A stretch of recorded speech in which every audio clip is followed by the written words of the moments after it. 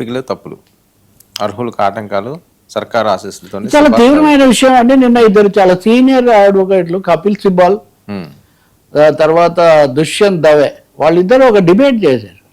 ఇందులో కపిల్ సిబాల్ సరే బాగా అందరికి తెలిసిన వ్యక్తే, కానీ ఇంకో ప్రత్యేకత ఏమంటే 2015లో సెకండ్ జడ్జెస్ కేసు అని పేరు పొందిన దాంట్లో ఈయన సుప్రీంకోర్టు తరఫున పనిచేశారు. ఎవరు? కపిల్ సిబాల్. వాళ్ళు అంటుంది ఏంటి, జడ్జీల యొక్క నాణ్యత బాగా తగ్గిపోయింది. అసలు భారతదేశం యొక్క నేపథ్యము, రాజ్యాంగ పరిషత్తు, ఆ చర్చల యొక్క స్ఫూర్తి, ఎందుకోసం అలా నిర్ణయాలు చేశామో అన్న విషయాలు అసలు వీళ్ళ దృష్టిలోనే లేకుండా పోయాయి. దానివల్ల చాలా తీర్పులు ఆ జడ్జీలకు ఆ నేపథ్యం ఉంటే ఆ తీర్పులు అలా వచ్చేవి కాదు. నేను ఆ సెకండ్ జడ్జెస్ కేసులో కొలీజియం ఆ విధానం మీద వాదించి ఇప్పుడు తప్పు చేశారేమో అని నేను అనుకుంటున్నాను.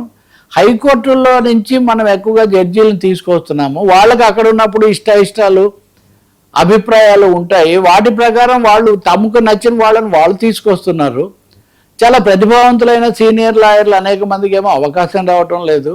హైకోర్టుల్లో తమకు అనుకూలంగా వ్యవహరించలేదు, లేదా ఇబ్బంది కలిగించారు అన్న వాళ్ళను, ఉదాహరణకు జస్టిస్ మురళీధర్, ఇప్పుడు ఆయన న్యాయవాదిగా ఉన్నారు, ఢిల్లీ హైకోర్టులో ఉన్నప్పుడు ఆయన పోలీసులకు వ్యతిరేకంగా ఏదో తీర్పు ఇచ్చారు. అందుకని వ్యవస్థకు ఇష్టం లేకపోయింది, మురళీధర్ లాంటి వాళ్ళని పక్కన పెట్టారు.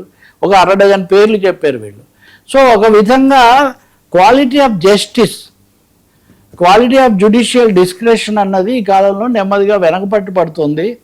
చివరిది కూడా కాదు, న్యాయమూర్తులు సీనియర్గా సీజేఐలుగా వచ్చిన వాళ్ళు ప్రభుత్వం యొక్క ఒత్తిడి వాళ్ళ మీద పని చేస్తూ ఉంది.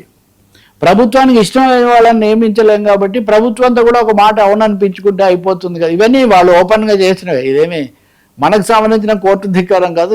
వాళ్ళు అన్ని లీగల్ మ్యాగజైన్స్లో వచ్చైన విషయాలే నేను మీ ముందు ప్రస్తావిస్తున్నాను.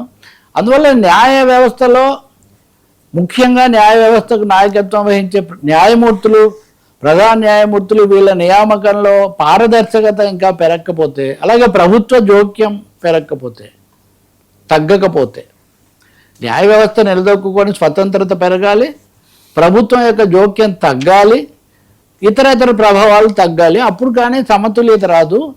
రాజ్యాంగం యొక్క ఇందాక మనం మాట్లాడినవన్నీ అవే, భావ ప్రకటన స్వేచ్ఛ, రాష్ట్రాలు, హక్కులు అన్నప్పుడు. సో ఆ విధంగా మనం వైదొలుగుతున్నాము అన్న ఒక తీవ్రమైన ఆందోళన వాళ్ళు వ్యక్తం చేశారు. ఇద్దరు కూడా ఒకరికొకరు తమ అనుభవాలు చెప్పుకుంటూ, నేను కూడా అప్పుడు పాల్గొనకుండా ఉంటే బాగుండేదేమో అని ఇప్పుడు అనుకుంటున్నానని. కొలీజియం, ఆ తర్వాత ప్రభుత్వ నిర్ణయం, ఈ రెండింటికి మధ్యలో జ్యుడిషియల్ కమిషన్ అని ఒకప్పుడు అనుకున్నారు, దాన్ని కూడా ఆమోదించారు.